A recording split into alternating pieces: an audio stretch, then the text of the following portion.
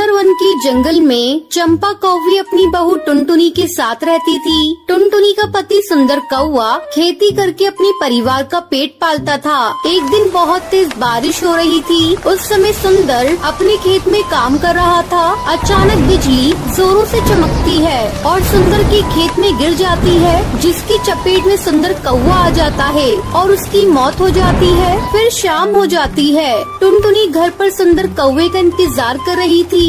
माँ जी, पिंकी के पापा अभी नहीं आए, बहुत देर हो गई है। मेरा तो जी घबरा रहा है और ये बारिश भी रुकने का नाम नहीं ले रही है। तू ज्यादा सोच मत बहू, मैं अभी जाकर देखती हूँ कि सुंदर बेटा कहाँ रह गया। चंपा कौवी अपने बेटे को देखने खेत पर जाती है। वहाँ सुंदर कौवे को मरा हुआ देखकर वो जोर जोर से रोने लगती है। हे भगवान, ये तूने क्या कर दिया। एक ही तो घर में कमाने वाला था, तूने उसे भी अपने पास बुला लिया। अब मेरी बहू और पोती का कौन पेट पालेगा। किसी तरह वो रोती बिलखती घर पहुँचती है। टुनटुनी बहू, हम लोग लुट गए, बर्बाद हो गए। क्यों माँ जी, क्या हो गया और ये कहाँ है? जल्दी बोलिए माँ जी, मुझे बहुत डर लग रहा है। बहू, सुंदर पर बिजली गिर गई और उसकी मौत हो गई। इतना सुनते ही टुनटुनी बेहोश हो जाती है। थोड़ी देर बाद बड़ी मुश्किल से टुनटुनी को होश आता है।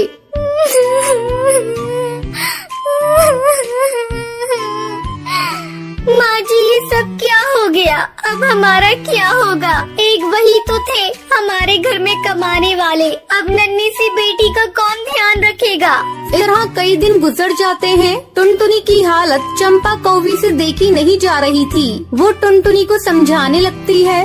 बेटा टुनटुनी, कितने दिनों तक सुंदर बेटा की याद में इस तरह रोती रहेगी? तूने कई दिनों से कुछ खाया भी नहीं है। जरा अपनी बेटिया को तो देख, तुझे दुखी देखकर ये भी दुखी है। ये तो खेलना कूदना भी भूल गई है और मैं भी बूढ़ी हो चुकी हूँ। अब तुम्हें ही अपनी बेटी के बारे में सोचना होगा। हाँ माँ जी, आप सही कह रही है। मैं कल ही जाकर कोई न कोई काम ढूंढने की कोशिश करूँगी। अगले दिन टुनटुनी काम की तलाश में दूसरे जंगल जाती है। वो देखती है कि एक खेत में कुछ पक्षी काम कर रहे हैं और पास में उस खेत का मालिक बाज एक कुर्सी पर बैठा हुआ है। टुनटुनी चिड़िया उसके पास जाती है। मालिक, क्या मुझे भी आपके खेत में काम मिलेगा? मैं एक दुखियारी चिड़िया हूँ, मेरे घर कोई और कमाने वाला नहीं है। ठीक है, तू भी लग जा काम पर। टुनटुनी चिड़िया खेत में काम करने लगती है, लेकिन उसका मन काम करने में नहीं लगता। ये देखकर खेत का मालिक उसके पास आता है। तुझे तो ढंग से काम करना नहीं आता, चली जा, यहाँ तेरे लिए कोई काम नहीं। दुखी मन से टुनटुनी घर लौट आती है।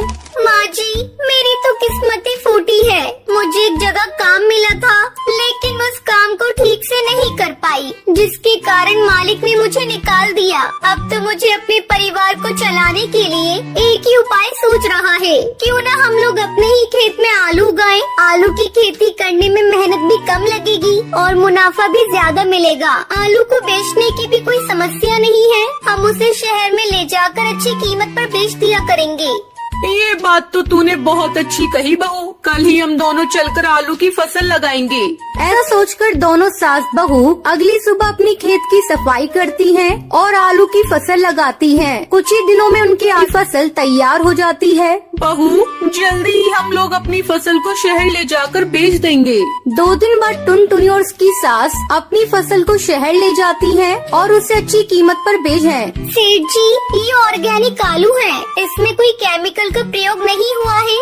ऑर्गेनिक आलू लाओ लाओ, मुँह मांगी कीमत ले जाओ। नोटों की गड्डी देखकर दोनों बहुत खुश होती हैं। फिर खुशी खुशी अपने घर लौटती हैं। बेटा ये ले, मैं तेरे लिए शहर से गुब्बारे लेकर आई हूँ। गुब्बारे देखकर पिंकी खुश हो जाती है और उससे खेलने लगती है। देखा बहू, तुझे खुश देखकर आज पिंकी भी खुश है। अब तो इसके साथ बैठकर खेल, मैं सबके लिए भोजन बनाती हूँ। चंपा भोजन बनाने चली जाती है। इस तरह पूरा परिवार हंसी खुशी के साथ रहने लगता है।